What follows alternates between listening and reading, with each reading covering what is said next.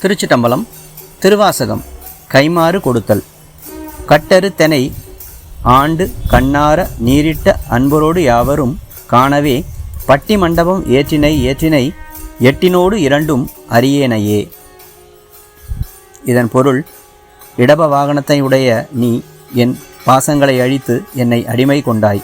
சிவம் சக்தி இவைகளை பற்றியும் ஒன்றும் அறியாதவன் நான். ஆனால் திருநீரணிந்த உன் அடியாரோடு அடியாராய் என்னையும் சேர்த்து இடம் அகண்டதாயிருக்கின்ற உன் திருலோக மண்டபத்தில் ஏறச் செய்தாயே. திருச்சிட்டம்பலம்.